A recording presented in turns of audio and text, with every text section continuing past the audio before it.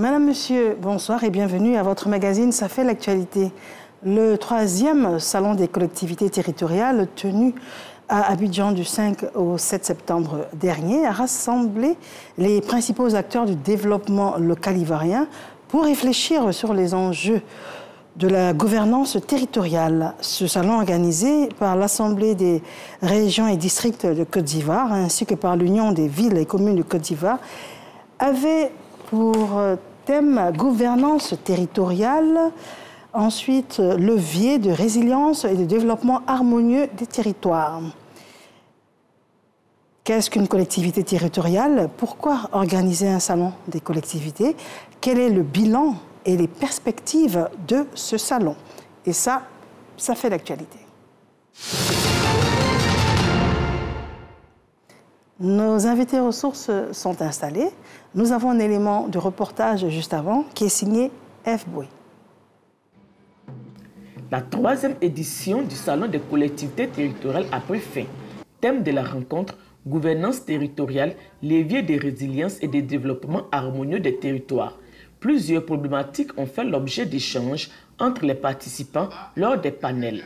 Entre autres sujets, approche et outils pour une gouvernance territoriale plus inclusive et durable des territoires, réalité du service public dans les collectivités territoriales, défis et enjeux de l'attractivité des territoires, accès aux fonds liés au développement durable des collectivités territoriales. Nous pouvons noter que les collectivités décentralisées sont confrontées à des disponibilités de données statistiques qui est un handicap à l'élaboration de leurs plans locaux. Et ce plan local même est un handicap à l'accès aux fonds. Les financements existent, mais on a des difficultés pour aller chercher cet argent-là qui est disponible. Donc il nous revient de nous réorganiser, de nous mettre ensemble pour pouvoir aller chercher ces fonds à travers des sessions de renforcement de capacité. Le salon entend contribuer au renforcement de la politique de décentralisation et à l'efficacité du développement local. Une opportunité pour les élus locaux. Nous sommes ici surtout pour faire la promotion culturelle de nos patrimoines culturels, de nos valeurs artistiques. Partager l'expérience avec ses pairs, partager ses préoccupations avec les partenaires au développement. C'est une occasion pour la commune de Diara de se faire connaître, de découvrir les potentialités de Diara. Et dernièrement, il y a une découverte d'une mine d'or qui va générer 4500 emplois. C'est un investissement de près de 500 milliards. Nous serons heureux de recevoir des investisseurs qui voudraient bien investir donc dans le secteur de la production agricole. Les enjeux, c'est évidemment la visibilité pour la région, mais surtout pour investir tant dans l'agriculture, dans le tourisme, dans le commerce, dans la transformation des matières premières que dans les mines. La 3e édition du Salon des collectivités territoriales s'est déroulée les 5, 6 et 7 septembre 2024 à Abidjan. Devant nos différents invités, Madame Penda Dramira, Madame, bonjour. Bonjour Madame Touré. Vous êtes commissaire générale du Salon des collectivités. C'est bien ça. Merci d'avoir accepté notre invitation. Merci pour l'invitation. Je vous en prie. Docteur Hier Raphaël, bonsoir docteur. Bonsoir. Vous êtes maire de la commune de Ouélé. C'est ça. Vous êtes également membre du comité scientifique. C'est ça. Et vous êtes également enseignant-chercheur à l'université Félix Houphouët-Boigny. Merci, c'est ça. Merci également à vous d'être venu sur notre plateau. Alors, élément de reportage signé F. Boué, quelles sont vos impressions sur ce reportage, madame? Alors, je suis tout d'abord satisfaite de cette 3e édition qui a quand même réussi à rassembler pas mal d'acteurs importants du développement local sur une seule plateforme afin d'échanger, discuter et trouver des solutions aux problématiques que rencontrent les collectivités territoriales dans l'exercice quotidien de leurs différentes fonctions. Donc, c'est vrai que ça a été très laborieux d'organiser une telle activité, mais c'est avec beaucoup de joie et de fierté que je retrace un petit peu, on va dire, cette activité. D'accord. Donc le résumé correspond un peu à cette diversité, cette richesse. J'ai un petit peu de peine de ne pas avoir vu le parcours artistique et culturel qui a été mis en avant. Donc on avait plusieurs artisans qui ont exposé leur savoir-faire. On avait des collectivités aussi qui ont fait découvrir leur culture, leurs coutumes, par des prestations qui étaient assez touchantes et émouvantes. Donc, il nous a montré une réelle diversité de notre patrimoine ivoirien. D'accord. Merci pour votre retour. Et vous, Docteur Raphaël? Oui, le reportage a plus ou moins relevé ce qui s'est passé sur le terrain, parce que en réalité, c'est à cette opportunité que nous avons eue, nous, collectivités territoriales, collectivités locales, que nous avons eue à travers ce salon. Nous souhaitons vraiment que cela puisse perdurer dans le temps. Parce que ça a été un plateau qui nous a permis, les collectivités territoriales et les communes comme les conseils régionaux, de rencontrer les partenaires techniques et financiers et d'avoir des réelles opportunités d'affaires. Et donc, ça a été vraiment un salon très intéressant pour nous, que nous souhaitons donc revoir le plus vite possible. Très bien. Troisième salon des collectivités locales, quel bilan? C'est notre thème. On va commencer par l'essence même de la définition de la collectivité, madame. D'accord. Donc la collectivité territoriale, il faudra remonter à la genèse de pourquoi une collectivité territoriale qui répond à un besoin de décentralisation de l'État. Tout le monde sait que l'État s'occupe, on va dire, de la gestion territoriale, donc d'un État. Malheureusement, il n'est pas à lui seul capable de pouvoir résoudre les questions de disparité régionale. Donc, vous avez 2 tiers de la population ivoirienne qui sont plus logés, on va dire, dans les zones du sud et de l'ouest, à cause des richesses dont regorgent ces différentes richesses, mais aussi services publics et services publics et privés même, dont regorgent ces différents territoires. Donc, ce qui crée une disparité régionale. Donc, l'État décide de décentraliser. Donc, quand elle décentralise, qu'est-ce qu'elle fait? Elle fait d'abord un découpage territorial. Donc, elle détermine des collectivités territoriales qui sont des districts autonomes, qui ont un caractère particulier parce que à la tête des districts autonomes, vous avez des ministres-gouverneurs qui sont nommés par le chef de l'État. Mais l'État, dans sa décentralisation et dans un but démocratique, décide de créer des régions et des communes qui sont gérées, dirigées par des élus locaux. Donc, qui sont les porte-flambeaux de la population. Donc, démocratiquement, la population décide de mettre à la tête du développement de son territoire un élu local qui est un maire ou un président de conseil régional, afin de vraiment réussir à mettre en exécution les 16 compétences qui sont transférées par l'État de Côte d'Ivoire, à savoir la santé, on va dire l'aménagement du territoire, l'éducation. Ce sont les principaux piliers. Vous en avez 16, mais si je les cite tous, mais ça fait partie en tout cas des compétences qui ont été transférées par l'État de Côte d'Ivoire aux collectivités territoriales. D'accord. Docteur Hier Raphaël, vous êtes maire de la commune de Ouélé. Oui, c'est ça. Combien d'âmes y vivent? Ouélé, c'est environ 26 000 habitants.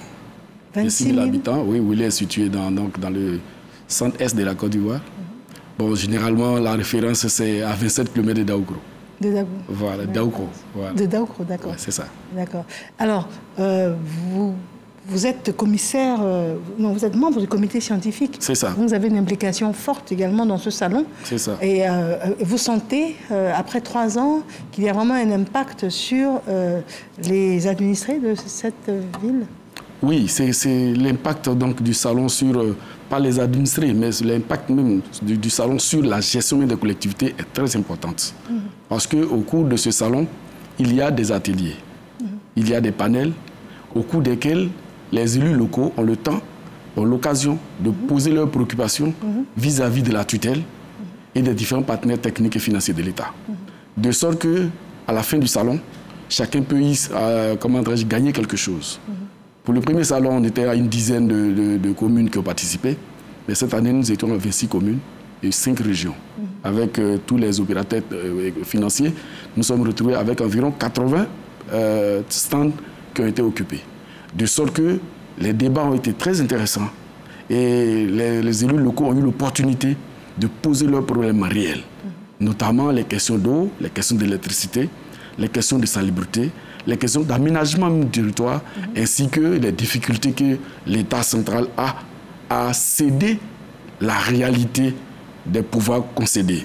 Parce que comme Mme Penda l'a relevé tout à l'heure, il y a 7 pouvoirs qui ont été transférés, mais dans la réalité, l'État central détient encore, dans la réalité, certains encore de ces pouvoirs. Alors, vous nous avez donné beaucoup d'informations, mais quand on revient à la structure du salon, quelles sont les articulations qui expliquent la structure de votre salon? Alors, donc, le Salon des collectivités territoriales est la seule plateforme qui réunit l'État central, les collectivités territoriales, les entreprises du secteur public et privé autour d'échanges, donc échanges à travers des panels, des ateliers, mais aussi à travers des expositions.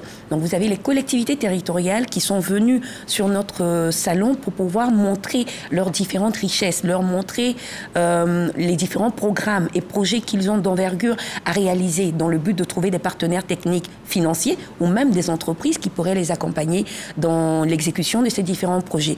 Vous avez aussi, comme je l'ai dit en tout démarrage d'émission, une zone qui a été dédiée à l'artisanat, au tourisme, pour pouvoir vraiment montrer tout ce dont une collectivité puisse regorger comme attractivité.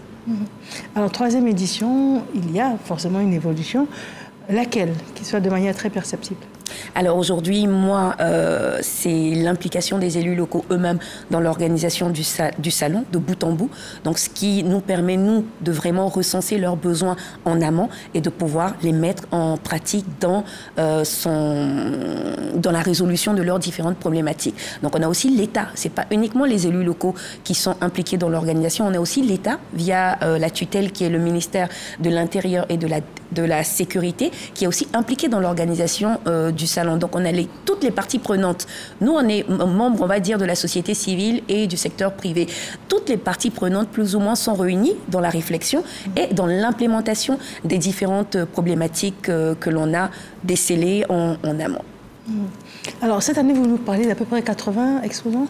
Oui, environ 80 exposants qui ont donc pu, à travers donc ce salon, présenter les éléments essentiels de leur existence de ces territoires-là, et également pour les opérateurs économiques de mettre en exergue ce qu'ils peuvent apporter au développement local.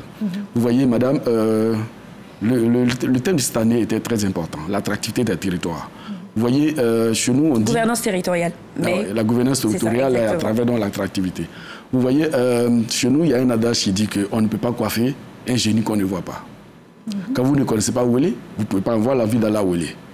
Tout à fait. Et donc, il faut présenter où il est à la Côte d'Ivoire et au monde entier. Il faut présenter les collectivités à la Côte d'Ivoire et au monde entier. Et donc, ce salon, c'est l'aubaine pour ces collectivités de montrer leur savoir-faire. Et on a vu de merveilleuses choses sur le plan culturel, sur le plan économique, sur le plan de l'invention. Parce que nous avons vu dans ce salon la transformation des produits locaux qui aujourd'hui, dans la région de la Guinée-Bissau, nous avons vu la transformation des produits locaux en alcool, en vin et en liqueur. Ce sont des trouvailles merveilleuses. La commune de Mayo nous a présenté également la transformation des cabosses de cacao en charbon, qui sont là des avancées notables qui doivent être sues. Et donc, je pense que le salon, c'est une aubaine. C'est une aubaine que les collectivités ont saisie. Et je pense que d'ici le 4e salon, on aura encore plus de collectivités qui vont y participer parce que la réalité, l'aubaine est réelle. Voilà, l'aubaine est réelle pour se faire connaître à la face du monde et à la face de la Côte d'Ivoire. Au bout de 3 ans, est-ce que vous êtes une destination à laquelle commence à s'intéresser le tourisme culturel, par exemple? Oui, le tourisme culturel, c'est clair. C'est clair parce que vous avez vous-même vu dans le reportage, aujourd'hui, grâce donc, à la culture locale, la ville de Touba, aujourd'hui, est une ville connue dans le monde parce que les pèlerins y viennent de partout. Mais il y a des éléments touristiques comme ça cachés un peu partout en Côte d'Ivoire. Voilà, par exemple, le Zaouli à l'ouest, qui pourrait être un très bon attrait, qui a été classé patrimoine mondial de l'UNESCO, qui pourrait être un très bel attrait culturel pour pouvoir vraiment développer, on va dire, cet aspect en Côte d'Ivoire. Vous voyez, nous avons les montagnes de l'ouest, où au niveau du mont Nimba, les scientifiques vous le diront, vous avez des grenouilles qui sont les dernières espèces sur Terre, qui se trouvent dans le mont Nimba. Mais tout ça a besoin d'être su, a besoin d'être mis devant la face du monde, de sorte à ce que les chercheurs du monde entier, là c'est le chercheur qui parle, les chercheurs du monde entier s'intéressent à la Côte d'Ivoire. Parce qu'il y a beaucoup de choses à connaître en Côte d'Ivoire, il y a beaucoup de choses qui se font en Côte d'Ivoire, mais qui ne sont pas toujours mis au devant de la scène. Et je pense que ce salon, c'est l'aubaine. Et pour compléter ce que vous venez de dire, pardon, excusez-moi. Je vais donner la parole. Quelle a été la rotation par rapport, d'abord, quel genre de public qui s'est présenté à ce salon et quelle a été la rotation quotidienne? D'abord, on a eu les structures étatiques, donc les entreprises en charge de l'aménagement du territoire, telles qu'en charge de l'aménagement, enfin, on va dire la gestion de l'hydraulique, la gestion de l'eau, la gestion de la salubrité. On a eu aussi des structures privées qui sont venues accompagner les collectivités et les collectivités elles-mêmes qui étaient présentes sur le salon. On a eu aussi des visiteurs du grand public qui sont venus, mais c'était une petite minorité. Le salon à la base est une organisation B2G, donc Business to Government, qui réunit, comme je l'ai dit, l'État central, les collectivités territoriales et tous ceux qui sont en charge de l'aménagement des différents territoires de Côte d'Ivoire. D'accord. Et vous vouliez compléter ces propos? Oui, j'ai perdu un petit peu le fil de... L'attractivité. Quand on parlait d'attractivité, mais ça va me revenir. D'accord. Alors, en ce qui concerne les panels et les activités thématiques, quel était l'axe, quelle était l'orientation que vous avez souhaitée? Oui, l'orientation principale, c'est ce que j'ai relevé tout à l'heure, l'attractivité. Il faut tout faire pour que l'intérieur du pays, les villes de l'intérieur du pays, puissent permettre à la ville d'Abidjan de se désengorger. Vous voyez, Abidjan aujourd'hui est saturé. Tout le monde le dit et tout le monde le vit. Alors, les fonctionnaires qui sont affectés à l'intérieur du pays, dans les villes de l'intérieur, beaucoup parmi eux partent d'Abidjan laissant leur famille ici parce qu'ils ne pensent pas avoir les infrastructures nécessaires à l'intérieur du pays pour y loger, sinon pour faire vivre leur famille dans des conditions plus ou moins acceptables. Alors, aujourd'hui, avec les pouvoirs qui sont concédés aux collectivités, nous avons l'obligation de créer des écoles. De sorte que le fonctionnaire qui est affecté ou bien l'agent du privé qui est affecté donc, à l'intérieur du pays puisse avoir une école qui remplit les normes des écoles qui sont à Abidjan. Ne serait-ce que cet exemple. Avoir des lieux de distraction. Parce qu'après le boulot, il faut de temps à autre aussi pouvoir profiter des largesses de la vie. Et tout ça doit être pouvoir donc récupéré par les élus locaux pour pouvoir donc permettre aux populations qui viennent dans nos régions, dans nos territoires, pour exercer leurs activités professionnelles, de se sentir plus ou moins à l'aise comme s'ils étaient à la capitale. C'est par ce seul moyen-là que la ville d'Abidjan pourra être désengorgée et que les autres territoires aussi pourront se mettre en valeur.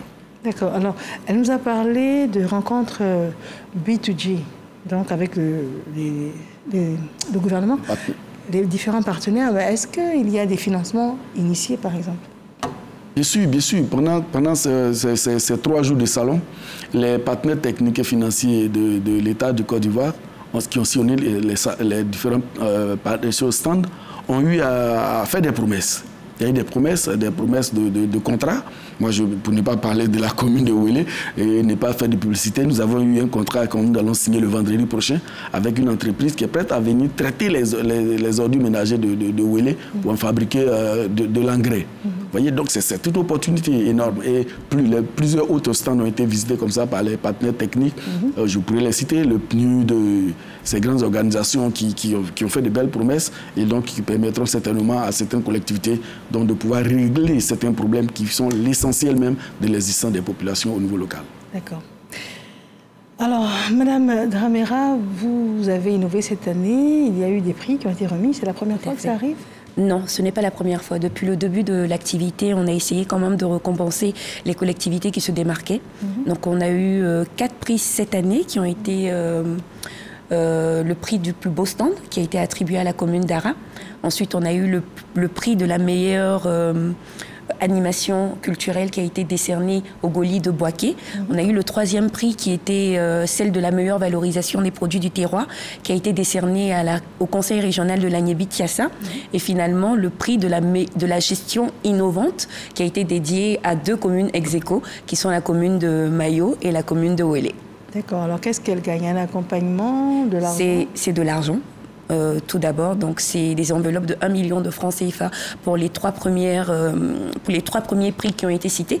Donc celui du plus beau stand, celui de la meilleure valorisation des produits du terroir et de la meilleure animation culturelle, et une enveloppe de 5 millions de francs CFA pour les 2 communes qui vont les partager de façon équitable de 2,5 millions, 2,5 millions pour le prix de la meilleure gestion innovante. D'accord.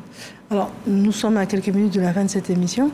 Avant de vous demander de conclure, les perspectives sont prometteuses. Oui, c'est sûr parce que vous voyez, souvent les élus locaux ivoiriens vont en Europe pour assister à des salons. Alors, nous avons maintenant un salon chez nous. C'est l'opportunité pour nous de faire de notre salon un grand salon. Ce n'est pas les autres qui viendront faire de notre salon, ce salon international, comme nous aimons bien aller regarder en Europe. Et donc, pour moi, les perspectives sont prometteuses parce que nous sommes rassurés. Nous sommes rassurés que la 4e édition, encore plus de communes, encore plus de régions pourront s'intéresser. Peut-être même des districts pourront s'intéresser parce qu'avec la présence de Madame la ministre gouverneur du district donc des Lacs, qui était présente et qui a animé un des panels, le 5e panel. Je pense que les autres présidents des districts, les autres ministres-gouverneurs des districts viendront aussi exposer leur district de sorte à ce que nous puissions voir effectivement ce qui se fait dans les territoires pour le bonheur des populations ivoiriennes. D'accord. Alors, Madame Dramira, en tant que commissaire générale du Salon des collectivités, vous travaillez déjà sur l'édition suivante? Alors, on va d'abord faire un bilan. On est en train de finir le rapport général de cette 3e activité afin de savoir les points marquants et en afforcement toute, on va dire, activité humaine n'étant pas parfaite. On va essayer quand même de relever nos points bloquants et essayer tous ensemble de voir quels sont les besoins futurs des collectivités territoriales avant de préparer une 4e édition. Donc, on fait d'abord le bilan avant de se prononcer sur l'organisation de la 4e édition. D'accord. Alors, nous sommes au terme de notre émission. Quel serait votre mot de fin, votre message? Le message que je pourrais passer, c'est d'abord dire merci. Merci à Mme Dramira et à son organisation qui donc, nous donne l'opportunité aux collectivités de s'exprimer vis-à-vis de l'État et des partenaires techniques et financiers de l'État de Côte d'Ivoire, de se faire connaître à travers le monde et inviter les autres collectivités qui n'ont pas participé cette année à prendre les mesures nécessaires pour être au 4e salon. Nous allons tirer les leçons et les leçons apprises donc du 3e salon permettront certainement au comité d'organisation de prendre les dispositions nécessaires pour que le 5e salon se passe dans des conditions meilleures. En tout cas, j'invite les autres collectivités qui doutent encore de venir essayer et certainement ils seront attirés par la qualité des intervenants, la qualité des panels, la qualité des opérateurs économiques qui viennent et cela permettra certainement, comme je le dis tantôt, d'aider les populations parce que l'essence de l'existence donc de ces collectivités locales, c'est le bonheur des populations. Je remercie. Madame, votre mot de fin? Alors, c'est remercier d'abord toutes les collectivités qui ont bien voulu participer à cette 3e édition, mais surtout toutes les hautes autorités qui nous ont accompagnés dans la bonne organisation de ce salon. Si je peux les citer, ce sera le ministre de l'Intérieur et de la Sécurité, le général de corps d'armée Vagondo Diomondé, le ministre Amadou Koné, qui est le président de l'UVICOSI, l'Union des villes et communes de Côte d'Ivoire, le docteur Eugène Akaolé, qui est le président de l'ARDCI, qui ont été tous les deux des co-organisateurs de cette activité, et enfin la présidente du Sénat, Madame Kandia Camara, qui nous a vraiment aidés et appuyés sur une très bonne organisation cette année. D'accord. Je remercie d'être venu sur notre plateau et pour ce compte rendu extrêmement détaillé de ce 3e salon des collectivités territoriales. Et puis nous parlons donc du bilan. Nous recevions Mme Penda Dramira, commissaire générale du Salon des collectivités, et nous recevions également le Dr Ya Raphaël, maire de la commune de Ouélé, membre du comité scientifique, également enseignant-chercheur à l'université Félix Houphouët-Boigny. Madame, Monsieur, infiniment, merci de nous avoir suivis. Bonsoir.